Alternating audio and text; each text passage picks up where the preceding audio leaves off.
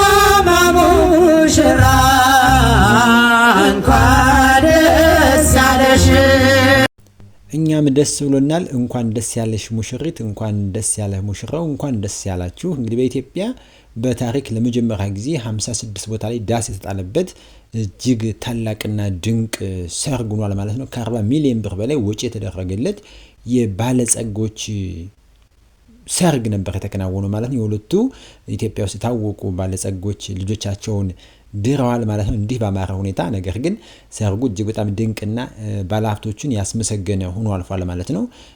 ለታይታ የሆነ ሳይሆን አረጋውያን፣ ድሃዎችን፣ መበለቶችን በመቄዶንያ የሚረዱ አቅመ ደካሞችን ለነርሱ ከፍተኛ የሆነ ገንዘብ ድጋፍ አድርገዋል።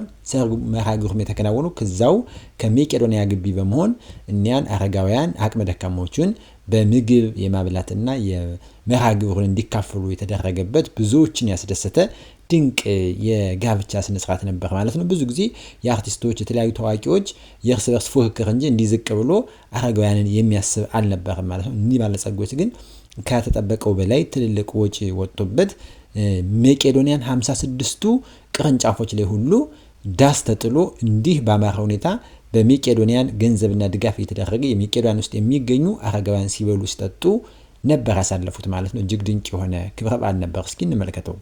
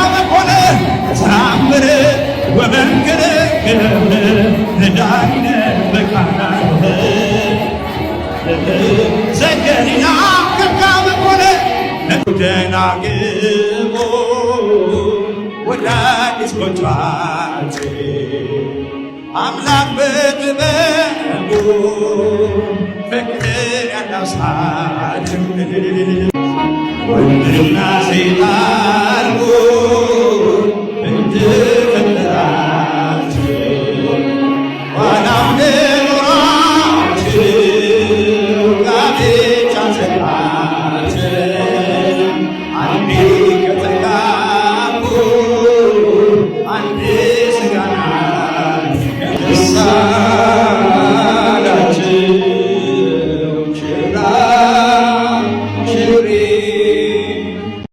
በሀገራችን ኢትዮጵያ እንግዲህ ወርሃ ጥርና ሚያዝያ በርካታ የጋብቻ ስርዓት የሚፈጸምበት የሰርግ ስነ ስርዓት የሚካሄድበት ወራት እንደመሆኑ የተለያዩ በርካታ ወጣቶች እንዲሁም ደግሞ በጮኝነት ያሉ ሰዎች ወደ ጋብቻ እየገቡ ይገኛል ማለት ነው። ደማቅ የሰርግ መርሃ ግብር እያካሄዱ ይገኛሉ። ቤተክርስቲያናችንም ይህ ወቅት ዘመን አስተርእዮ ወይም ደግሞ ዘመነ ምዕራዊ የተባለ ይጠራል። ዘመን አስተርእዮ ሲል የመገለጥ ዘመን የመገለጥ ወራት መሆኑን ለመግለጥ ነው። ጌታ ኢየሱስ ክርስቶስ ከስጋዋ ስጋ ከእመቤታችን ቅድስት ድንግል ማርያም ከስጋዋ ስጋ ከነፍሷ ነፍስ ነስቶ የማይታየው መታየት የማይገለጥ ተገለጠ እያለ ዘመን አስተርእዮ ታችን ደግሞ ዘመነ ምዕራዊ የሙሽሮች የጋብቻ የሰርግ ወቅት በመሆኑ ዘመነ ምዕራዊ እያለች ትጠራቸዋለች ማለት ነው። ይህንን ወቅት አስመልክቶ ማለት እንግዲህ በዚህ በዘመነ ምዕራዊ ደግሞ በዚህ ጥር ወር አካባቢ እንግዲህ ዛሬ የዐቢይ ጾም መግቢያ ደግሞ ነነዌ ጾም ላይ ብንሆንም ከትናንት ወዲያ በርካታ ሰርጎች ተካሂደዋል ማለት ነው። ቅዳሜና እሁድን እንግዲህ ከዛም በኋላ ደግሞ ባሉት ቀናት የሚካሄድ ይሆናል ብለን እንጠብቃለን። የተለያዩ ሰዎች ሊያደርጉ ይችላሉ። ነገር ግን በዚህ በዘመነ ምዕራዊ ወይም ደግሞ በወርሃ ጥር የሚካሄዱ ወይም ደግሞ በየትኛውም ጊዜ ሊካሄዱ የሚገባቸው የጋብቻ ስርዓቶች ምን መምሰል እንዳለባቸው እንዴት ደግሞ መከናወን እንዳለባቸው የቤተክርስቲያናችን ዲያቆን የሆነው ዲያቆን ዘላለም እንዲህ አስተምሯል። ጋብቻቸውን የሚፈጽሙ ሰዎች እንዲሆኑ በማለት ማለት ነው። እስኪ እንየው።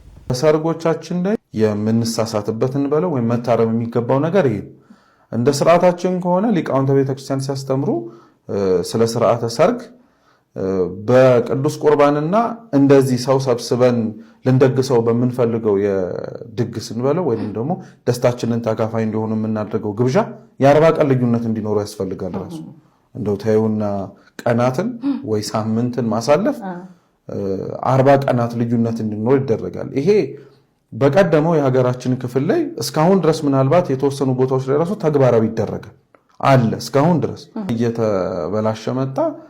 መካከል ላይ ያላቸው የቀናት ልዩነቶች ሰርጉ የሚደረግበት ቀን ከተቆረጠ በኋላ ድግሱ የሚደረግበትም ቀን ይቆረጣል። የ40 ቀን ልዩነት ነው ያለው በቃ ባጭሩ ማለት ነው።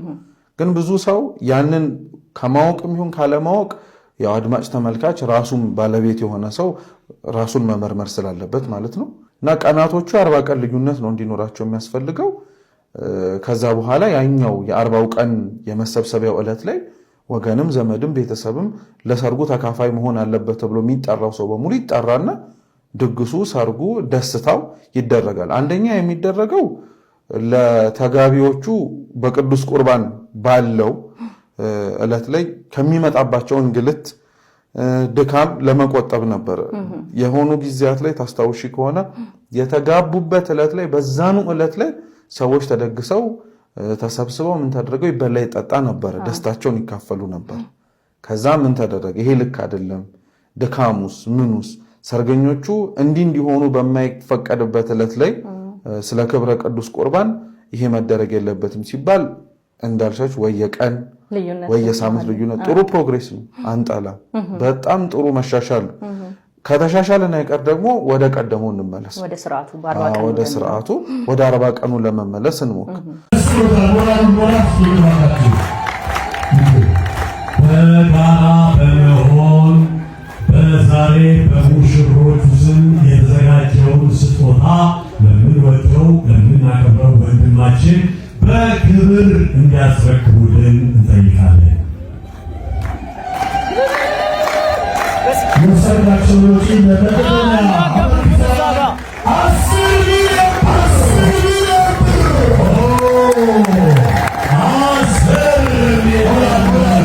ለብዙዎች ምሳሌ የሆነ እንደ ስማቸው ትልቅ የሆነ እንግዲህ ትልቅ ሰው የደገሱት ትልቅ ድግስ በእውነት ትልቅ ሰርግ ማለት ነው። እጅግ በጣም ለብዙዎች የሚያስተምር ድንቅ ሰርግ ነበረ። ለየት ባለ መልኩ በመቄዶንያ ይህን ያህል ገንዘብ ፈሶ መቄዶንያ እርዳታ ተሰጥቶታል ማለት ነው። እንግዲህ ሁላችሁም ለወላጆቻችሁም በወጣ የተካበሉ ለሙሽሮችም ደግሞ እንኳን ደስ ያላችሁ። የአብርሃም የሳራ ጋብቻ ይሆንላችሁ። ዘመናችሁን በድድ ያስበላችሁ። አህያ ቀን እስኪያበቅል ያኑራችሁ እያላችሁ መርቁ። በምትወዱት በምትችሉት መርቃት ሁሉ መርቁ ማለት ሙሽሮች ትዳራችሁ ያማረ የሰመረ ይሁን እንላለን። እጅግ በጣም ብዙዎችን የሚያስተምር ስለሆነ ሰላም ለእናንተ ይሁን። ሰላም ቆዩ።